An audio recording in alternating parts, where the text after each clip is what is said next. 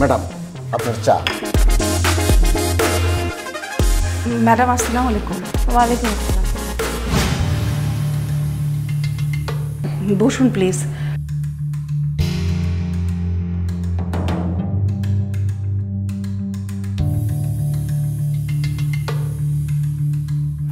Excuse me. Sure.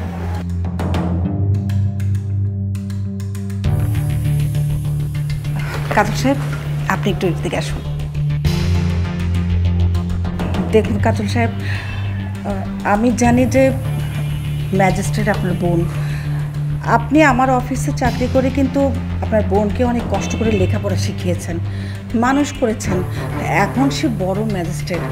আর আপনি তো জানেন যে আমি একটু বেশি টাকা মুনাফা পাওয়ার জন্য একটু 2 নম্বরই ব্যবসা করি। আপনি যদি আপনার বোনকে একটু রিকোয়েস্ট করতেন যে আমার এই অফিসে যেন সিলগালা না করে। আর আপনি তো জানেন ওনারা কিন্তু আসছেন আমাকে ধরে নিয়ে যেতে। এই জিনিসটা থেকে যদি উনি একটু বিরত থাকেন। ঠিক আছে, আপনি থাকেন, আমি দেখি কি করা যায়।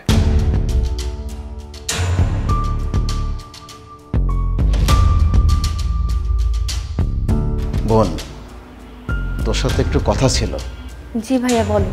বোন, বাবা মা মারা যাওয়ার পর থেকে তোকে আমি কোলে পিঠে করে মানুষ করেছি, তোকে পড়িয়েছি, খাইয়েছি, লেখাপড়া করিয়েছি। কোনোদিন তোর কাছে আমি কোনো কিছু চাইনি। আজকে একটা অনুরোধ। জি ভাইয়া, ছোটবেলাতে যখন আমাদের বাবা মা মারা যায় তখন তো তুমি আমাকে কোলে পিঠে করে মানুষ করেছো। আর আমি কখনো ভাবতে পারি নাই যে তুমি এখানে সামান্য একটা পিয়নের চাকরি করো। আমি তো ভেবেছিলাম তুমি বড় কোনো অফিসের বড় কোনো পোস্টে আছো ভাইয়া। তুমি যা বলবো আমি সব কিছু শুনতেই রাজি আছি। তুমি বলো তোমার কি লাগবে ভাইয়া।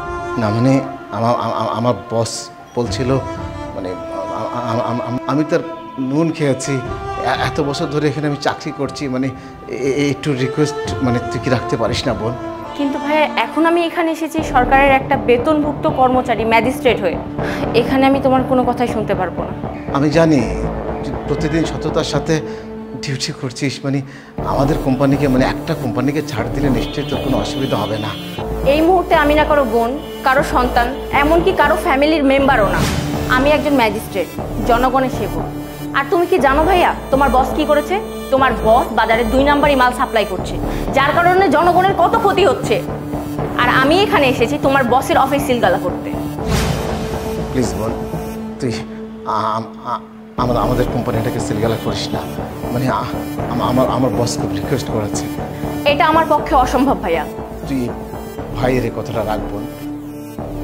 আমি আর কোনোদিন তোকে কোনো রিকোয়েস্ট করবো না ভাইয়া।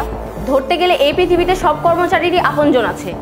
আর সবাই যদি আপনজনদের কথা শুনে তাহলে তো এই দেশটা দুর্নীতিতে ভরে যাবে। আর আমি আজকে তোমার বসকে নিতে আসছি, ওকে আমি ধরে নিয়ে যাব। এখন যদি তোমার বসকে ছেড়ে দিই তাহলে এদেরই সাপ্লাই করা জিনিস আমরা একদিন খাবো, তখন আমরাই ক্ষতিগ্রস্ত হবো, একসময় মারা যাব। অতএব ওনাকে ছাড়া যাবে না, আজকে ওনাকে ধরে নিয়ে যাব আমি। ভাইয়া তুমি কিছু মনে করো না। বোন, আমার ভুল হয়ে গেছে। আমি আসলে বুঝতে পারিনি। তুই আমাকে মাফ করে দিস। সেলিম সাহেব, ওনাকে ধরে আনুন। আপনি আসুন। আর আসুন তো, আসুন আসুন। ভাইয়া তুমি সাবধানে থেকো।